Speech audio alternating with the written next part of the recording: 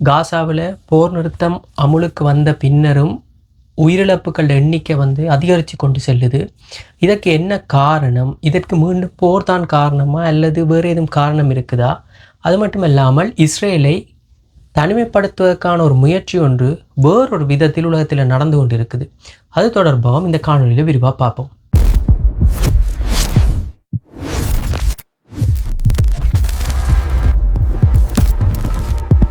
காசாவில் இந்த October 7, 2023 Israel ஒஃபிஷியலாக ஒரு போர் ஒன்றை தொடங்கினதன் பின்னர் தற்பொழுது வர 69,000க்கும் அதிகமான மக்கள் கொல்லப்பட்டுள்ளதாக நேற்று வெளியிடப்பட்ட ஒரு அறிக்கை ஒன்று சொல்லுது. இது காசா ஹெல்த் மினிஸ்ட்ரி தான் வெளியிட்டிருக்கு இந்த அறிக்கையை. இந்த அறிக்கையில் இந்த உயிரிழப்பு அதிகரித்ததுக்கான காரணம் இப்போ சொல்லப்படுறது தற்பொழுது இந்த இடிபாடுகள், இடிந்த கட்டடங்கள் மற்றும் அந்த புதைகுழிகள் எல்லாம் தோண்ட போகக்குள்ள மேலும் டெட் பாடிஸ் கிடைக்கப்பெறதாகவும் இது அடையாளம் காண இல்லாமல் இருக்கிறாலும் இந்த நிலையில் தான் இந்த உயிரிழப்புகள் எண்ணிக்கை அதிகரித்து கொண்டு போகுது. அது மட்டும் இல்லாமல் இந்த கிட்டத்தட்ட இந்த 4 வாரம் இந்த போர் நிறுத்தம் நம்முள்ள இருந்த காலங்களில் கூட தாக்குதல்கள் சரமாரியாக இருதரப்பாலே நடத்தப்பட்டதில் கிட்டத்தட்ட 240க்கும் அதிகமான காசாவில் இருக்கிற மக்கள் கொல்லப்பட்டிருப்பதாகத்தான் இப்போ தகவல் வந்திருக்குது. ஸோ இதன் மூலம்தான் இப்பொழுது இந்த உயிரிழப்புகள் எண்ணிக்கை அதிகரித்து கொண்டு போகுது. இந்த நிலையில் தெற்கில் இருக்கிற ரஃபா போர்டர், அதாவது அந்த காசாக்கும் எகிப்துக்கும் இடையிலான அந்த போர்டரை கூடிய சீக்கிரம் திறப்பதற்கான வாய்ப்புகள் இருப்பதாக இப்போ அங்கிருந்து வரும் தகவல் ஒன்று சொல்லுது.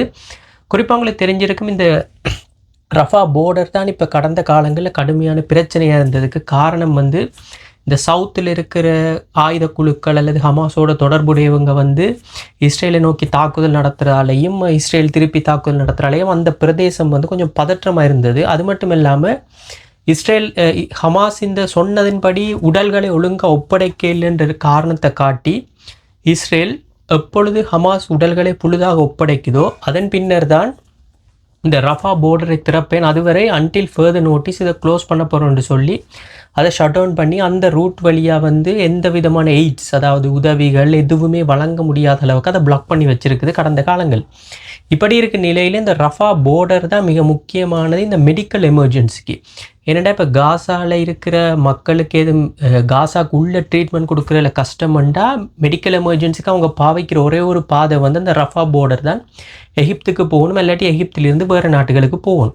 அப்படி இருக்கிற நிலையில் தான் இப்போ இந்த ரஃபா போர்டர் க்ளோஸ் பண்ணினது அங்கே இருக்கிற ஒரு மெடிக்கல் எமர்ஜென்சிக்கும் கடும் சிக்கல் ஒன்றை கொடுக்குது. இந்த நிலையில் கடந்த ஒரு 3 கிழமைக்கு முன்னும் ஐக்கிய நாடுகள் சபையே ஒரு ரிப்போர்ட் ஒன்றை கொடுத்திருந்தது. அங்கே இப்போ காயப்பட்டுள்ள குழந்தைகளில் கிட்டத்தட்ட 10,000க்கு அதிகமான குழந்தைகளுக்கு உடம்புல உயிர் அச்சுறுத்தல் ஏற்படுத்தக்கூடிய காயங்கள் இருக்குது. அதில் பெரும்பாலான குழந்தைகளுக்கு காசா விட்டு வெளியே தான் போய் ட்ரீட்மெண்ட் நடத்தக்கூடிய ஒரு நிலைமை காணப்படுது என்றும் காசாக்குள்ளே அதுக்குரிய வசதிகள் இல்லை என்ற ரீதியிலான ஒரு அறிக்கையை கடந்த ஒரு 3 கிழமைக்கு முன்னே ஐக்கிய நாடுகள் சபை வெளியிட்டு இருந்தது.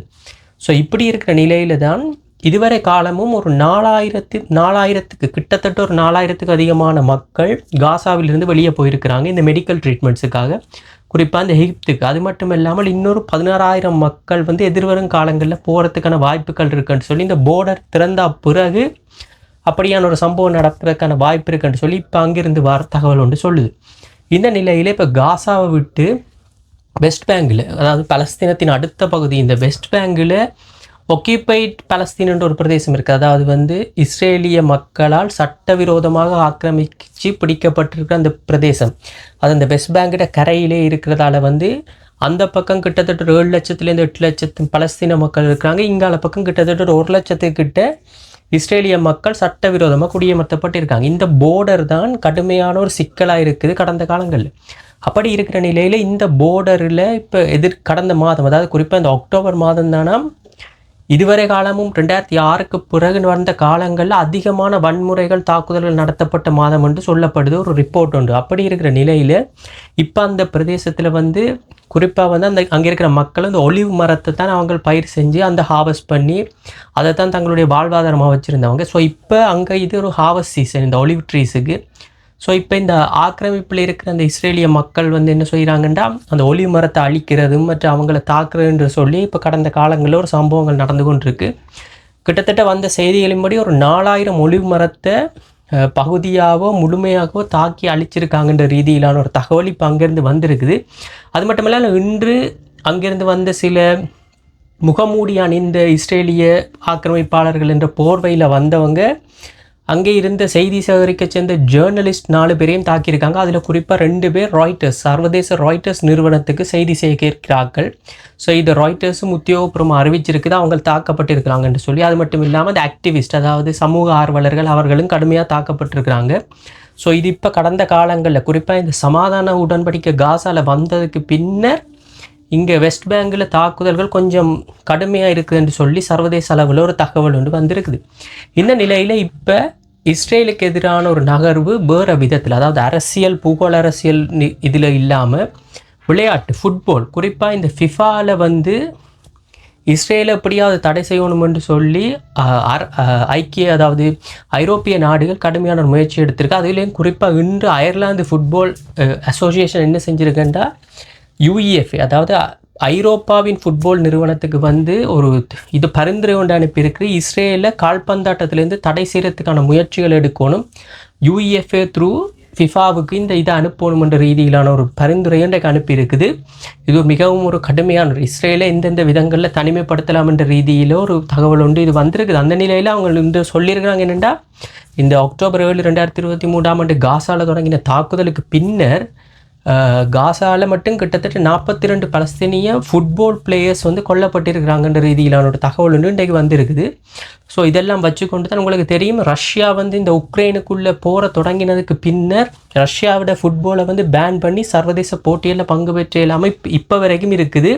ரஷ்யா எந்த ஒரு இன்டர்நேஷ்னல் போட்டியிலையும் பங்கு பெற்ற இல்லாமல் ஒரு ஒலிம்பிக்கில் கூட தடை செய்யப்பட்டிருக்கிறது உங்களுக்கு எல்லாம் தெரிஞ்சிருக்கு. ஸோ அப்படி ஒரு முயற்சியை தான் இப்போ இஸ்ரேலுக்கு எடுக்கிறதுக்கு சில நாடுகள், குறிப்பாக இதுலேயும் வந்து துருக்கி மிக முக்கியமான ஆர்வம் காட்டுறதா சொல்லப்படுது. ஏற்கனவே துருக்கி இதை தடை செஞ்சுருக்கு தங்களோட நாட்டுக்குள்ளே. ஸோ அதனால் வந்து இது ஒரு இஸ்ரேலை வேறு விதமாக ஒரு தனிமைப்படுத்துறதுக்கான ஒரு முயற்சி, உலக அரங்கிலிருந்து ஒரு ஒதுக்கி வைக்கிற ஒரு முயற்சி ஒன்று எடுக்கிறதா தான் இப்போ இந்த விடயங்களை பார்க்கும்போது தெரிய வருது. இந்த நிலையில் காசாவில் அல் அக்பா என்ற யூனிவர்சிட்டியில் இன்றைக்கு கிராஜுவேஷன் செரமனி ஒன்று இருக்குது. அதாவது ஒரு பெட்ச் ஒன்று இன்றைக்கு பட்டமளிப்பு விழா ஒன்று நடைபெற்றிருக்கு. அதுவும் இந்த இவ்வளவு பிரச்சனைகளுக்குள்ளேயும் இவ்வளவு சண்டைக்குள்ளேயும் இவ்வளவு போருக்குள்ளேயும் அவங்க பட்டம் பெறுறதுன்றது ஒரு வரவேற்கத்தக்கதும் ஒரு மகிழ்ச்சியான விடயம் தான். உண்மையாகவே இந்த கல்வி தான் எந்த ஒரு சமுதாயத்தையும் எந்த ஒரு மனிதனையும் ஒரு பூரணமாக்கும். ஸோ அவங்க படித்து அந்த சமுதாயத்துக்கு என்ன சொல்கிறது, எதிர்காலங்களில் இந்த விதமான தீய சக்திகளோ இந்த விதமான தீய எண்ணங்களோ சமுதாயத்தில் வளர விடாமல் பார்க்குறது இந்த படித்தவங்களோட பொறுப்பு. ஸோ இது ஒரு மிக முக்கியமான விடயமாக பார்க்கப்பட்டிருக்கு. காசாவில் இவ்வளவு பிரச்சனைகள், உணவு இல்லாமல், இருக்க இடம் இல்லாமல், உயிருக்கு அச்சுறுத்தலான காலங்களில் இப்படி ஒரு பட்டமளிப்பு விழா நடந்ததே ஒரு மிகப்பெரிய ஒரு வரவேற்கத்தக்க ஒரு விடயம் தான். உலகத்துக்கு இது ஒரு எடுத்துக்காட்டு, கல்வியை யாராலையும் அளிக்க முடியாதுன்ற ஒரு விடயம் தான். ஸோ இது ஒரு மகிழ்ச்சியான சம்பவம் தான் அங்கே பட்டமளிப்பு நடைபெற்றது. ஸோ இப்படியான நிலைகளில் தான் இது நடப்பட்டு கொண்டிருக்கு. இன்றைக்கு இந்த காசா மத்திய கிழக்கில் இருக்கிற பிரச்சனைகள், போர் நிறுத்தம் இப்பயும் இருக்குது. ஆனால் இன்றும் ஒரு நபர் சுட்டுக் கொல்லப்பட்டிருக்கிறதாக, அதாவது அந்த தெற்கு போர்டரில் உங்களுக்கு தெரிஞ்சிருக்கும் அந்த எல்லோ லைனில் காசாவில் வச்சு சுட்டுக் கொல்லப்பட்டிருக்கிறதாக இஸ்ரேல் உத்தியோகபூர்வமாக அறிவிச்சிருக்குது. ஏற்கனவே சொன்னது போல் இதுவரைக்கும் 240க்கும் அதிகமான மக்கள் இந்த போர் நிறுத்தம் வந்த பிறகு கொல்லப்பட்டிருக்கிறாங்கன்றது தான் ஒரு விசித்திரமான செய்தி. மீண்டும் இன்னொரு காணொலியில் உங்களை சந்திக்கிறேன். நன்றி.